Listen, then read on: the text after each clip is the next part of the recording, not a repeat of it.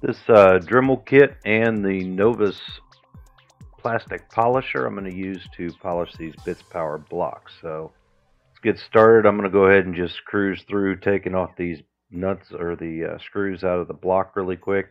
Just to warn you guys, this could easily void your warranty, so be careful. But as you can see, I'm not going to mess with this seal or anything else. I'm just going to leave that alone, and I'm going to set it off to the side and start working on these blocks. Now you're going to notice that when you pull this off, both sides actually have the frosting on it, and so you're going to have to polish all the sides of this thing. Now use plenty of this polish.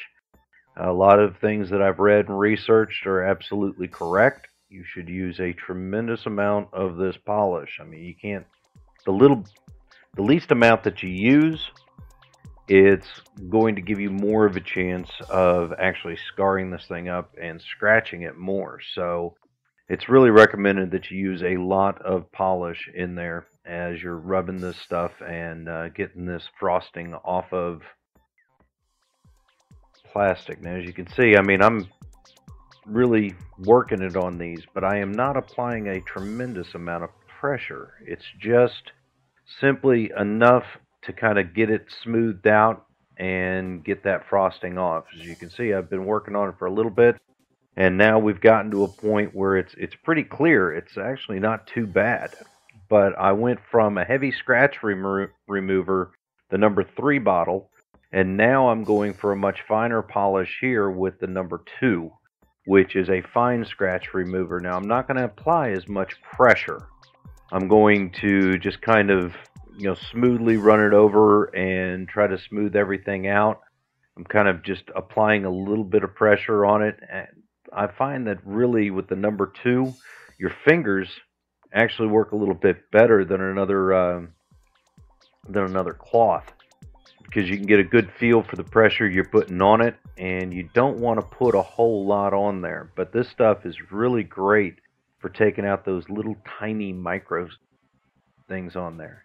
And then once I've gotten that felt out a little bit, I guess you could say, I then come back and I'm just lightly rubbing this.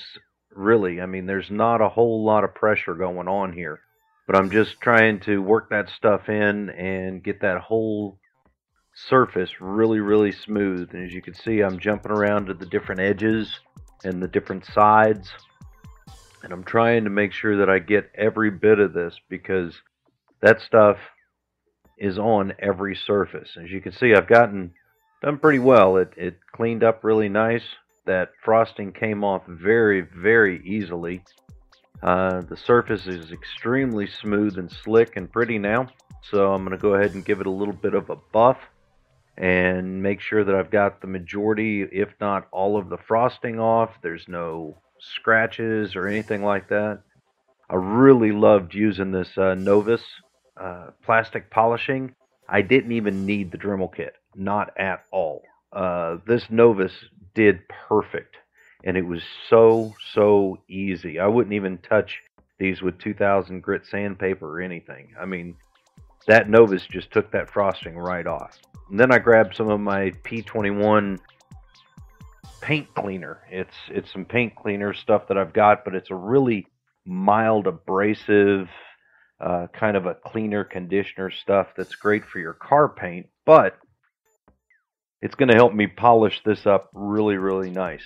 And so again, I'm not applying a whole lot of pressure. I'm just trying to get a nice little fine glaze on there, let it dry for a minute, and then polish it off. As you can see, this stuff is really starting to pick up a shine the more I work it with this paint cleaner.